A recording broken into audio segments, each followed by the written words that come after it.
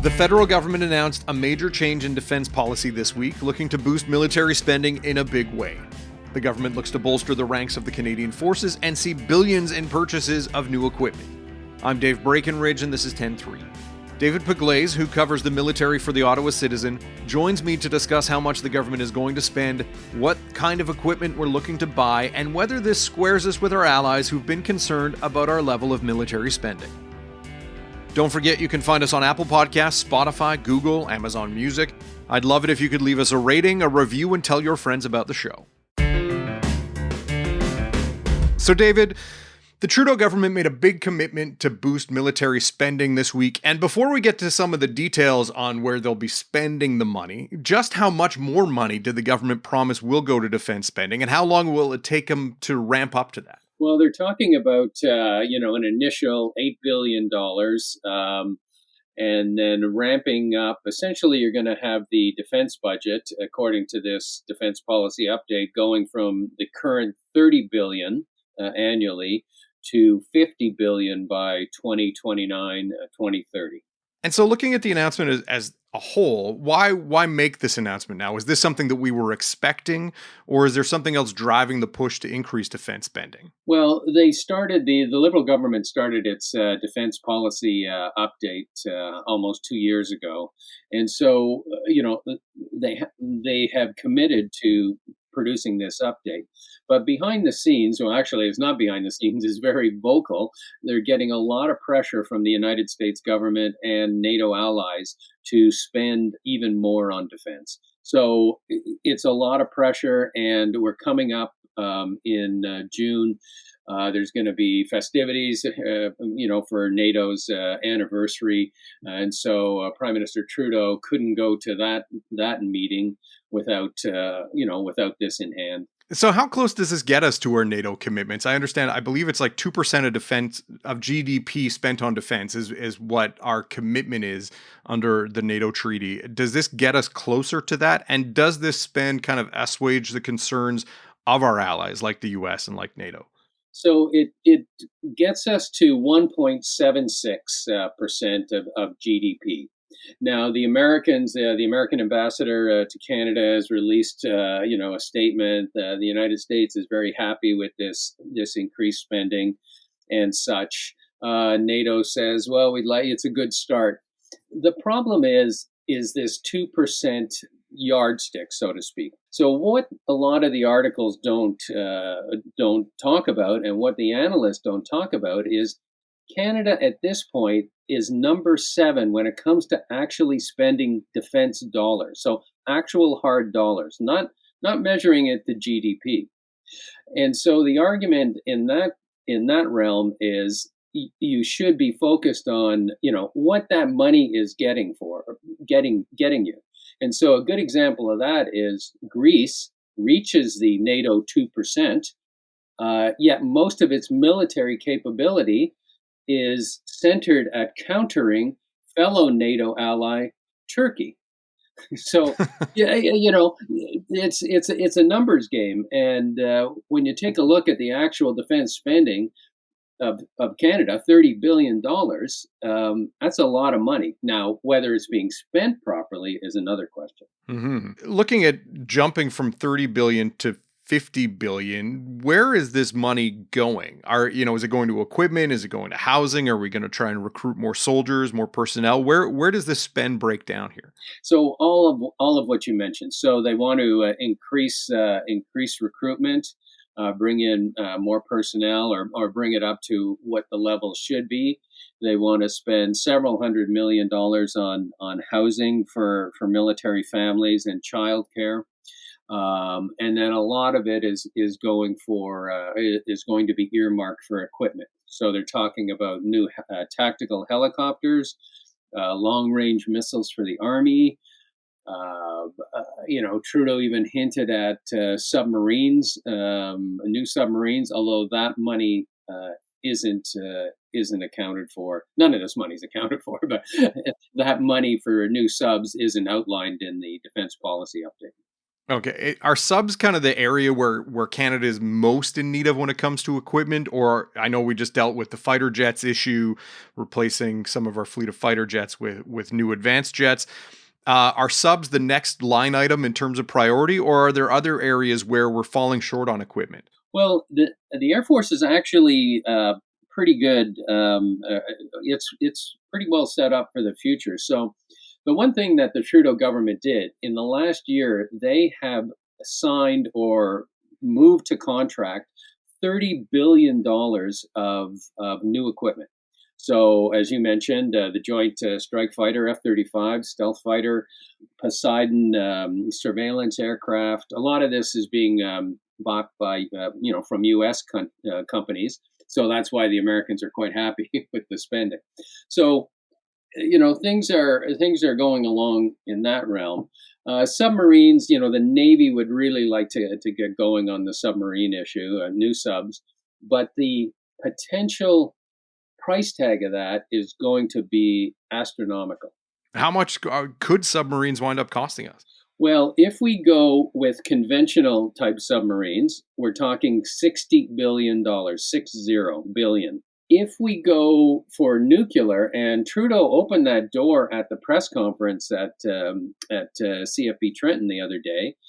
If we did go for nuclear, Australia is going that route. They're looking at a $300 billion price tag.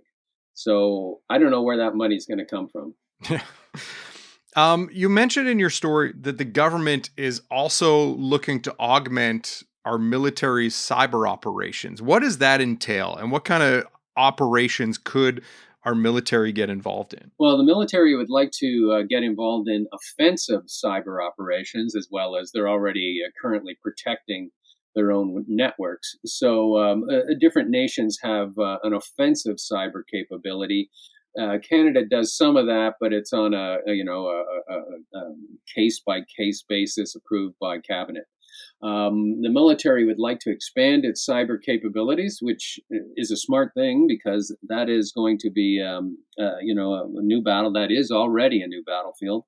The problem with the Canadian forces is, they're bringing in people, and then those people sit there. They get trained, and they sit there for 18 months while they're waiting for security clearances, and so the recruiting system is not effective. Ultimately, how many more soldiers does Canada feel it needs to kind of hit those numbers? Like, where do we need to get to in terms of having appropriate numbers of soldiers?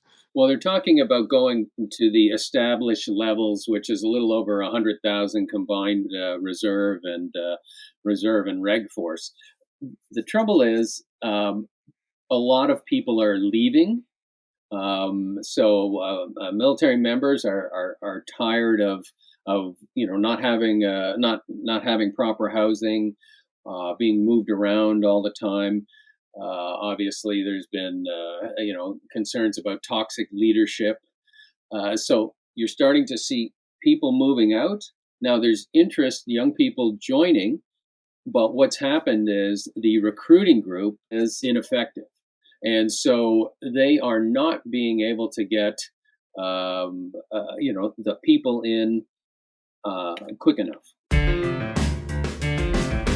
We'll be right back.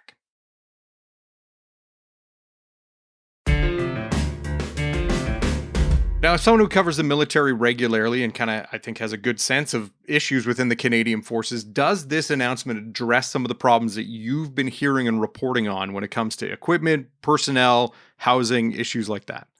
Well, the big problem is, this is a 20-year plan. Um, for this to proceed, the Trudeau government has to be around for 20 years. And this is a problem that all defense policies have.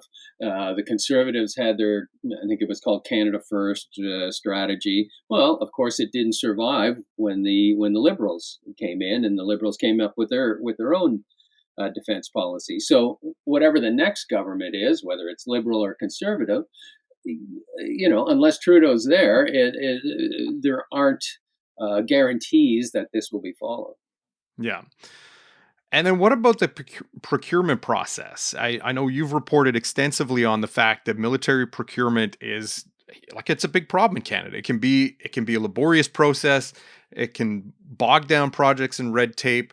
Are there concerns that say the submarines that we want to purchase or could hit those same snags? On all of these equipment projects that are being proposed, that is the main problem. The Canadian Forces and Department of National Defense have not had the knowledge or the personnel power to move these projects forward, to move many of these projects forward. I'll give you an example. The Canadian Surface Combatant, which is the new ships to replace the Halifax class, the Navy's Halifax class frigates. It's 10 years behind schedule. It's gone from, excuse me, $25 billion to now the estimate is around, well, it depends who you listen to, but the parliamentary budget officer is pegging it at about 80 billion. So you've got delays and cost overruns. Lastly, I'm curious, did the government address kind of geopolitical concerns when they talked about, I know we talked about NATO and meeting our targets with NATO, but are there concerns at the federal government level that, Canada could get drawn into conflict or that we at least need to be prepared for that possibility? And so that's why we're looking at making this spend now. Yeah, I mean the defense policy update makes mention, of course, of Russia and China, and the other secondary focus is the Arctic. So the concern being mainly economic issues in the Arctic, as global warming continues. The Northwest Passage will be eventually opened, all year round, and the Chinese have been looking at expanding in the Arctic. So that is a concern. Now, it's interesting because Prime Minister Harper, when he first came in, he focused entirely on the Arctic, and he was able to use the yardstick, move the yardstick a little bit. But we don't have, the Canadian military doesn't have a large presence in the Arctic. And the other issue is our infrastructure, both civilian and military in the Arctic, just doesn't cut it. And lastly, I am curious because this has kind of been an ongoing issue that you've reported on, just the perception of the Canadian forces. I know you had a piece recently about people not being able to respond to one of our generals' Twitter accounts because of criticism relating to the policy of wokeness in the military. Are there concerns about being able to hit recruitment targets based on the perception of the military, the perception of the federal government, and whether they're actually funding the military properly, and just even stories in the media about soldiers having to take food donations when they're out on training because there isn't money for their food. Does any of this help address the perception of the Canadian forces as a lot of people may hold? Well, there's a couple of things at play. So I wrote that story that you're referencing about the food cupboard during training. Now that was a leadership failure. So that's on the Canadian Forces leadership, and it's the same with I wrote a story last year. Our troops deployed to Poland. They didn't have a kitchen there, so they had to go and eat at restaurants, and then the military failed to reimburse them for months on end, and so that causes frustration, and people vote with their feet. They leave. So there's that issue, ineffective military leadership. A lot has been made about the beards and colored hair and that type of thing. I don't know if that's a big factor. I mean, a lot of people talk about it, but I think the main factor or the main roadblock is getting in people fast enough. And you may recall last year, the head of the Navy, Admiral Topshee, did a video where he was saying that the Navy was hurting. But what he said in that video was interesting. He said the Canadian Forces Recruiting Group has failed for the last decade to meet the Navy's recruitment targets. And that's quite a damning statement. And that's not the government doing that. That's the internal military. And so the Canadian Forces and the Department of National Defense has to get its act together and start improving their recruiting. Yeah. David, always appreciate your time. Appreciate your reporting. Thanks again. Thank you. 10-3 is produced by Sean Knox. Theme music by Bryce Hall. Thanks to my guest, David Pugliese. More from him at ottawacitizen.com. I'm Dave Breckenridge. Thanks for listening.